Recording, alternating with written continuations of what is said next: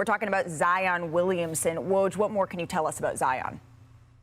And Malika reevaluated with that hamstring injury in another 2 weeks. He's going to start ramping up on the court, doing more. And then they'll get a better sense with probably 2 or 3 games left in the regular season whether Zion Williamson can return to this season.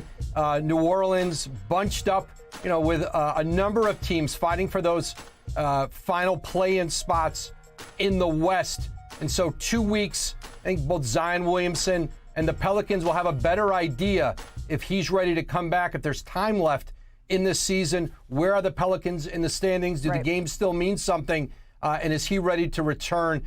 Clear picture in about 14 days. Right, because 2 weeks puts us at about April 5th, and their regular season ends around April 9th. Woj, thank you. Please do not go too far. The stat, though, Chiney, that is a little bit staggering to me, he has played, Zion Williamson, in 114 of 298 games over 4 years in his career. Again, 114 games over 4 years in his career. That translates to roughly 38% of games played. Wow. What do you make of this? Take a look. Okay, what I make of this is, what is the risk and what is the return? Because to me, it's very high risk for a player of his caliber. If there's 2 or 3 games left and you see that you're in the, 12th or so spot, even though you can move up, do you want him to come back and sort of jeopardize his position right now at this point in the season? Or are you already doing what we've done multiple times and say, all right, let's give him a better shot next year? I think that's hard because we love Zion. I think when he hits the floor, he's probably 50 to 60% from the field, 26 points per game. But then you just want to protect him at all costs. And I just don't see so much upside in, okay, he's back to play the final 2 games of a season where maybe you make the playoffs. What is the benefit in that? Look, short term, they're already 12th. Jose Alvarado is also going to miss most of the rest of the season, if not all of it. They've been banged up across the board. CJ McCollum's playing with an injury in his thumb and his shooting hand, which has hampered him. Without Zion, I just don't see how they can hang in this race. I mean, I think they have probably the least chance to make the play-in of all the teams that we just showed on the crazy standings. Here's their schedule. It's pretty tough. It's even between home and road. They don't get a great schedule benefit. Their tiebreaker situation isn't great. They're just shorthanded. Long term, with Zion, they're awesome. That's how good he is. He takes this team and he makes them awesome. 114 games in 4 years. I'm not saying it's anybody's fault. I'm not saying that someone has made a mistake here or there's blame to be thrown around. 114 games in 4 years. At what point do we start talking about this kind of a crisis for the Pelicans? How can you build your team with the uncertainty of when is this guy going to play? That's 25 games a year, and I just don't know. I mean, hopefully next year he plays more, but This is every season, and I just don't know when we start talking about this is this is like a permanent state of affairs now, and the whole organization is up in the air because of it. What's so funny? Because I would trade him.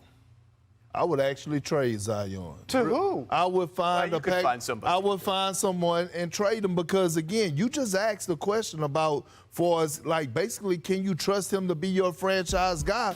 And since he came in the league, no, because you can't trust that he's going to be available on the floor. And so when I look at this situation, I'm like, okay, this is starting to be a trend.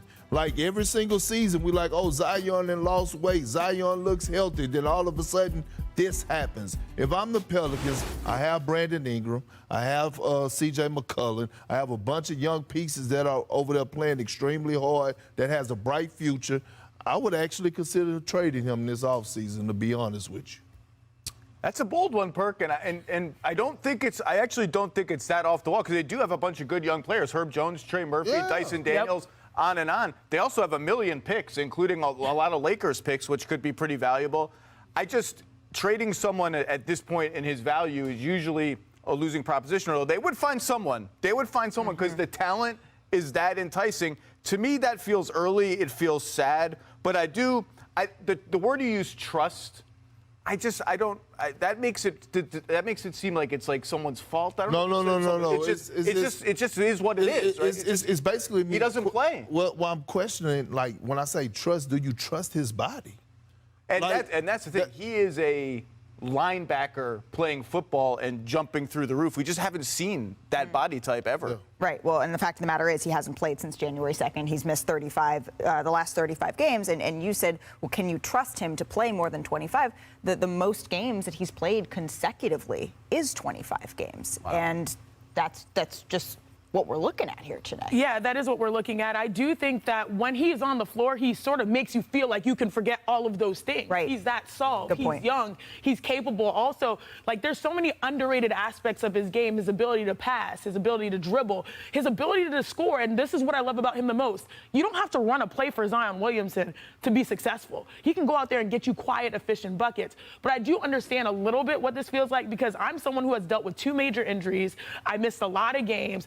But, you know, I joined a team where I was not necessarily like the franchise player just so that I can prove that I still have value. He is the franchise player. He's the guy that you build around. He's the one that was transcended around the entire game. And so I do think that it's hard to trust in what you're seeing by the numbers. But you also know that trust is like, oh, I'm good when you see him on the floor.